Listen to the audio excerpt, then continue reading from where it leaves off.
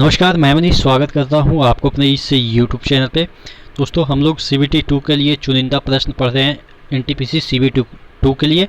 तो ध्यान रखिएगा, पहला क्वेश्चन है सिस्टेमा नेचुरे जो पुस्तक है उसको किसने लिखा था। ये बायोलॉजी से संबंधित एक पुस्तक है सिस्टेमा नेचुरे। ये आपके प्रश्न जितने भी हैं वो प्रीवियस ईयर में, जो अभी हाल ही में, प्रीवियस ईयर नहीं, हाल ही में NTPC और जो आपके SSC के एग्ज़ाम हुए हैं उसी में जो प्रश्न पूछे गए हैं उसी से अपन कलेक्ट करके लाए हैं।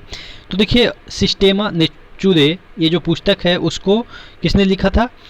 Carolus Linnaeus. ये जो लिनियस है वो आपको पता है कि जो कोई भी वैज्ञानिक नाम होता है किसी भी जीव का, उसका दो नाम से बन के, मतलब कि मिल के बना है। जो नाम होता है, जैसे होमो सेपियंस, अपन लोग हैं होमो सेपियंस, उसके बाद कुत्ता का अलग नाम है, उसके बाद बिल्ली का अलग नाम है। तो जो दो नाम से मिल के बना है एक नाम, होमो सेपियंस, दो नाम से बना है, ठीक है।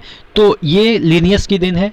लिनियस यानी कि जीनियस है, तभी दो दो नाम रखे हैं जिससे कि आदमी डिफ्रेंशिएट कर पाए हर एक जीव को, ठीक है।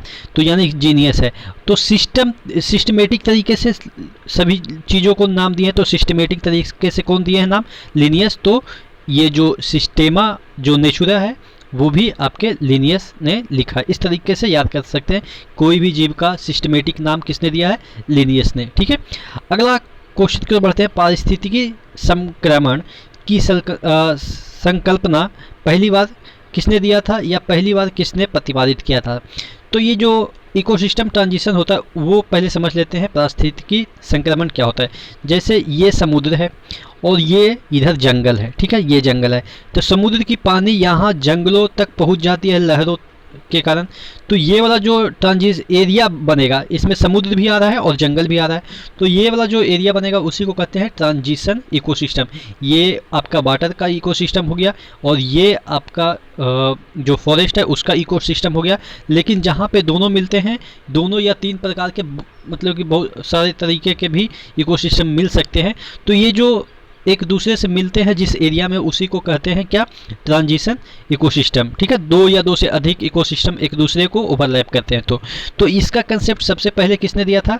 जॉन बेनेट ने दिया था। याद कैसे करेंगे? देखिएगा, जो नट होता है, कोई भी चीज़ को आप कसते हैं, नट होता है। जैसे कि सपोज ये एक प्लेट है और एक ये प्लेट है, इस पे दो प्लेट है, दोनों प्लेट को एक दूसरे से कनेक्ट कैसे करते हैं? नट बोल्ट के थ्रू। तो यानी कि नट बोल्ट के थ्रू, नट के ने इसको एक दूसरे पे ओवरलैप करा दिया। यानी कि दो या दो से अधिक इकोसिस्टम को जो ओवरलैपिंग होती है उसे ट्रांजिशन इकोसिस्टम कहते हैं। किसने दिया ये कंसेप्ट? ये जॉन बेनेट ने दिया। इस तरीके से हम ट्रिक के थ्रू याद कर सकते हैं। सेसा आर्किड अभ्यारण्य कहाँ पे है? देखिएगा, जो भी अरुणाचल को इस तरीके से याद रखेंगे। अरुणाचल मतलब क्या? अरुण का आंचल, यानी कि अरुण मतलब कि धूप, धूप मतलब कि सूर्य भगवान, ठीक है।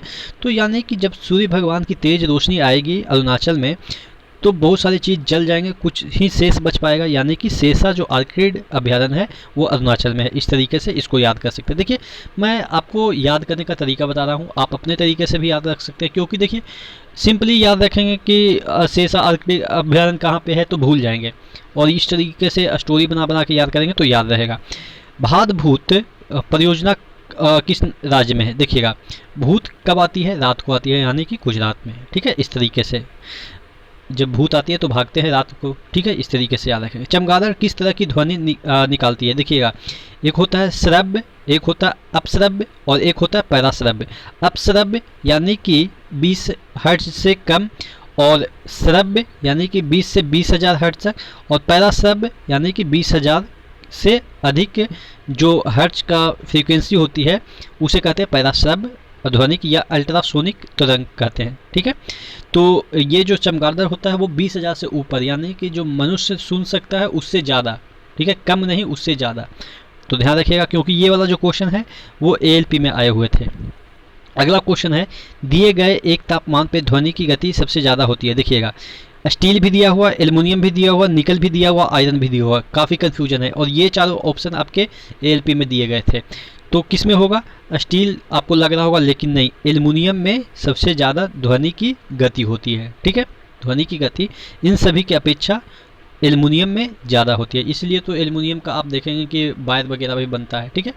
आप फ़ोन वगैरह का जो देखेंगे उसमें एल्युमिनियम का, कभी स्टील का वायर देखा है? नहीं देखा है, ठीक है। तो इस तरीके से भी आप याद कर सकते हैं कि इसमें ज़्यादा ध्वनि की गति होती है। अगला क्वेश्चन है, रेफ्रिजरेटर किस सिद्धांत पे काम करते हैं? रेफ्रिजरेटर जो होती है वो आपके बाष्पीकरण सिद्धांत पे काम करते हैं। इसमें क्या होता है कि इस तरीके से पाइप होता है, ठीक है।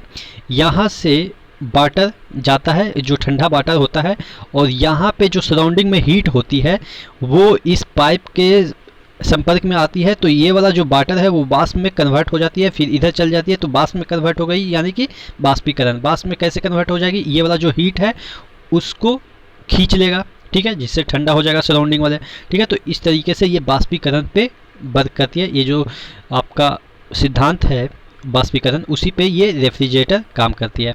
वायु का निरपेक्ष अपवर्तनांक कितना है या अपवर्तन सूचकांक कितना है? तो देखिएगा 1.33 किसका है? ग्लास का है। अगर हम बात करें वाटर का तो वायु का 1.33 वाटर का है, 1.6 है आपके ग्लास का। आप एक बार ध्यान दीजिएगा, यहाँ पे वायु का पूछा गया था, तो वायु का है 1.000, यहाँ पे ध्यान दीजिएगा 1.0003, ठीक है। 1.33 जहाँ तक मुझे याद है कि आपका वाटर का है, 1.6 आपका ग्लास का है। एक बार कंफर्म कर लीजिएगा। लेकिन अगर वायु का पूछा रहा है, और ये क्वेश्चन पूछा जा चुका है इसलिए मैंने ये लिखा है, आप लोग को लग रहा होगा कि कहाँ से उठा के ले आया ये क्वेश्चन पूछा गया है। तो ध्यान रखिएगा, वायु का, आपका वाटर का, और उसके बाद ग्लास यानी कि कांच का, ये तीनों का अक्सर पूछा जाता है, ठीक है। तो आशा करते हैं जितने भी क्वेश्चन कराएं वो आपको याद हो गए होंगे। इसी तरह से बने रहेगा चैनल के साथ। नेक्स्ट वीडियो मिलते हैं, तब तक के लिए धन्यवाद।